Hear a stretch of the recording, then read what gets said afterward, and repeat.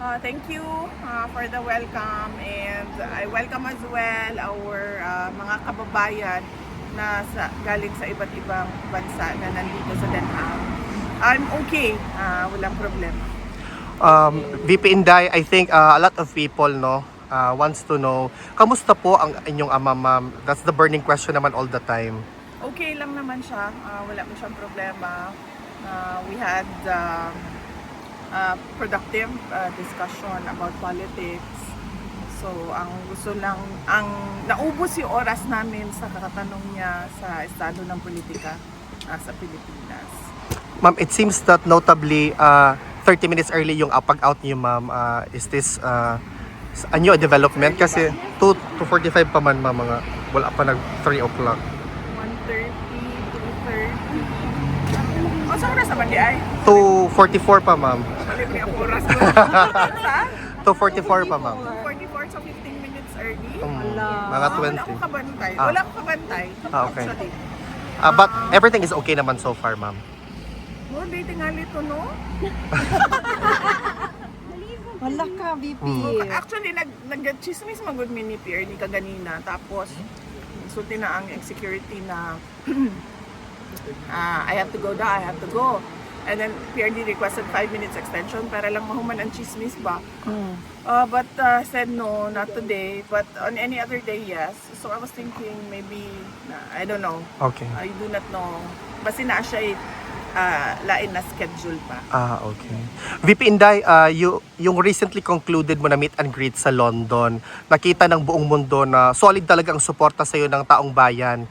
That's basically the trust and confidence of overseas Filipino workers just for London alone. How do you feel, ma'am, seeing that particular crowd?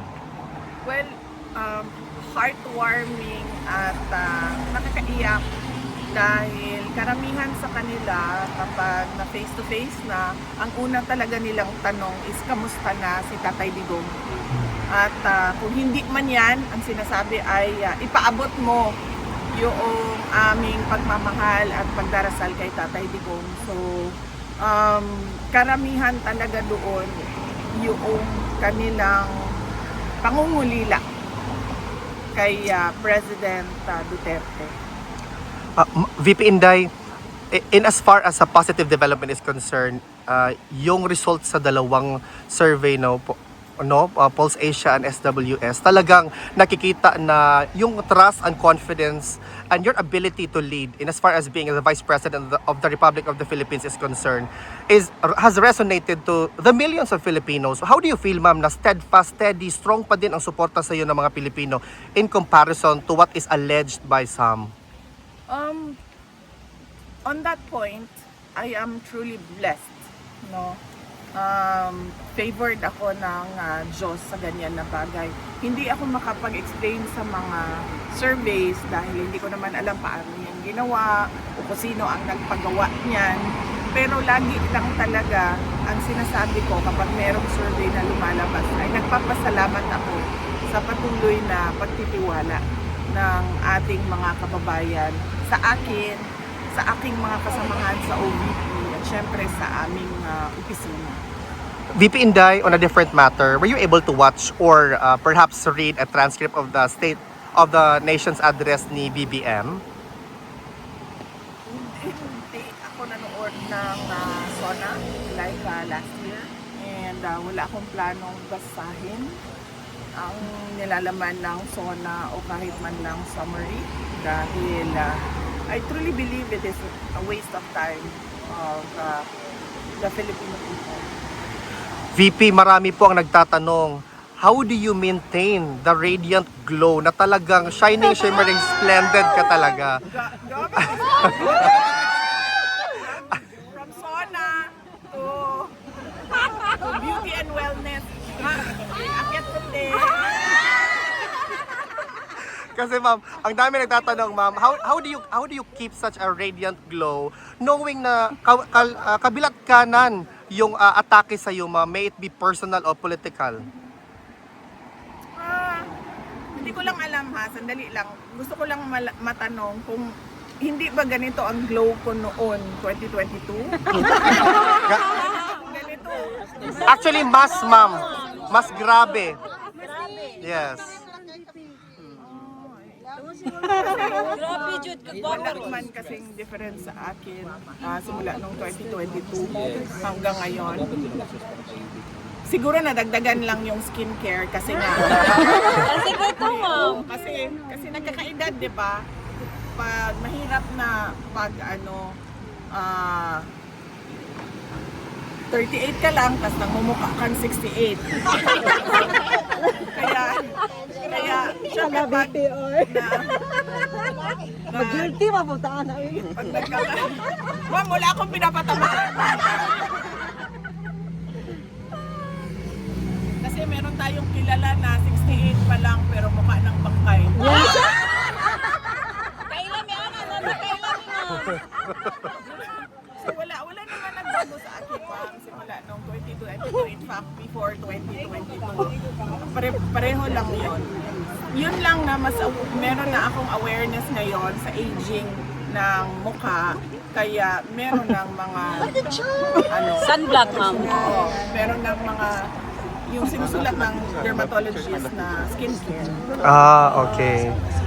VP, meron bang gustong ipahatid si former president sa mga Pilipino, ma'am? Na alam niyo naman talaga, ma'am, we have been doing this for more than a year, but strong and steady pa din. In fact, ma'am, on Wednesday, we actually have a gathering prepared to echo the voice of Filipinos from all over the world. Yes, oo. Meron tayong rally sa Wednesday, July 29 sa harap ng ICC. And this is a Free Duterte Now rally. And we will talk about the injustice that was done to President Rodrigo Duterte. Pinaalam ko ito kay President Duterte at sinabi ko sa kanya na I do not think this will help your case since from previous rallies napapansin namin na kinukuha ng ICC yung mga sinasabi natin at ginagawa nilang basihan sa kanilang mga desisyon. And then he said na bakit pa kayo mag-rally? What for? Sabi ko, para lang malabas namin yung galit namin. At marinig ng buong mundo yung galit ng mga Pilipino sa ginawa sa iyo. And then sabi niya, okay, bahala kayo kung yan ang gusto ninyo. But I warned him that it will not help his case and he said no, okay na. Kung ano yung gusto niyo. And you, ma'am, as our hope, the torchbearer for the light na makikita namin sa 2028, the future President of the Republic of the Philippines. What's your message to your supporters, ma'am, na talagang lalaban hanggang sa dulo para sa bayan? On that note din, I am truly blessed kasi simula nung 2016 hanggang 2019, midterm elections ng presidency ni PRRD. Noong 2022, 2025, pinakita din yon ng mga tao yung kanilang suporta. Hanggang ngayon, nandyan pa rin yung pagtitiwala at suporta ng ating mga kababayan. In fact, hindi lang yung kanilang suporta, hindi lang siya na parang, oh, gusto ko siya, sinusuportahan ko siya. Marami sa ating mga kababayan yung nagdarasal talaga gabi-gabi para we pray for Inday Sara, we pray for the Duterte family, we pray for President Duterte. At hindi ko alam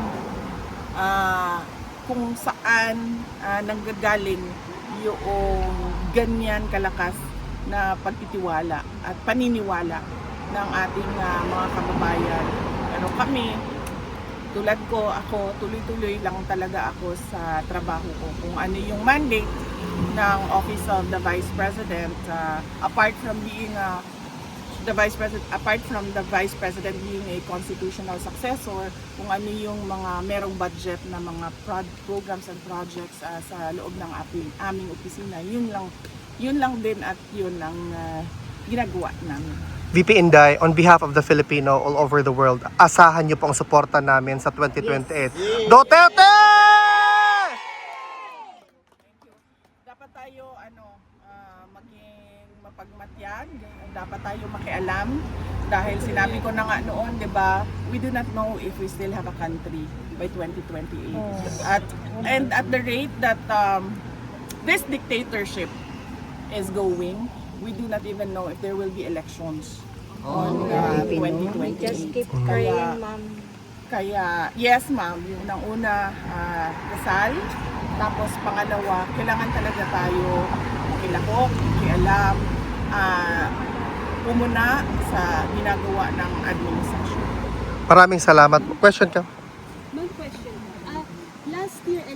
Last year sana po ni PBBM, nabanggit po niya yung mahiya naman kayo. And then according to him, ma'am, he's the one na nag-expose about sa corruption, especially po sa flood control scheme. And then sabi po niya, wala daw pong administrasyon ng mga nakaraan ang may nagawa tungkol dito. Siya lang daw po ang may mga napakulong and then may na-frozen na asset. Wala naman siya napakulong sa flood control scandal eh. At saka, yung sinabi niya na mahiya naman kayo, it was a PR stunt na sinali nila yung linya na yon sa speech niya na nag-backfire. Dahil ang katotohanan naman kasi talaga, ghost projects yung flood control kung hindi man substandard, unfinished or substandard projects. No? So, sinasabi niya na lang yan ngayon na parang ako yung nagsabi ng mahiya naman kayo para mailayo niya yung sarili niya doon sa flood control scandal. Unfortunately, hindi niya pwedeng gawin na ilayo niya yung sarili niya doon sa korupsyon sa flood control scandal kasi siya yung pumirma ng budget. Yan yung inuulit-ulit ko na it is doon sa pag-file ng impeachment case sa kanya. Yun yung impeachable offense doon. Nagpumirma ka ng budget na alam mo madaming insertions. Na alam mo yung NEP mo hindi na siya yung lumabas na GAA. At kahit pa man na nakikita mo na merong anomalya doon, pinirmahan mo pa rin yung budget. Kaya hindi niya pwede ilayo yung sarili niya just by saying na ako yung presidente na nagsabi na mahiya naman kayo at ako yung presidente na nagpakulong dahil wala namang nakulong eh na walang nakulong na mga tao na tumanggap ng mga maleta na galing sa flood control scandal. And ma'am, kanina sa zona po niya, nabanggit po niya na malapit na daw, or kakasuhan na daw po si Romualdez at may mga congressman na po na parang magsiserve na po na sila ng warrant po sa mga congressman na involved po sa flood control scandal. Di ba yan din yung sinabi niya last year, bago mag-December may makukulong na. So meron bang nakulong bago mag-Christmas? Wala. So wag niyo na i-expect na makulong yung dating speaker o mga members ng House of Representatives. Huwag niyong balik na lang tayo sa 20 pesos ang bigas. Yes. Diba? O hindi, balik tayo sa akin. Sa akin na lang. Dalawa lang ang hiningi ko eh. Nung pumayag ako na tumakbo, katandem niya bilang kanyang vice president. Yung isa doon, buwan pa lang, hindi na niya sinunod. Wala pang 1 year. Isa lang yon. Related lang yon sa pakiusap ko sa kanya sa kailangan kong gawin gabi-gabi para sa aking mga anak kasi bata kayong mga anak ko. Wala siyang, hindi niya tinupad. Sige, sabihin na natin, no, personal yan eh. Pwede naman hindi to pa rin yan. Eh. Okay, fine. Doon tayo sa 20 ang bigas. Tinupad ba? Hindi. May makukulong before Christmas. Tinupad ba? Hindi. Wala. So bakit pa kayo naniniwala at nanonood ng suna? Correct.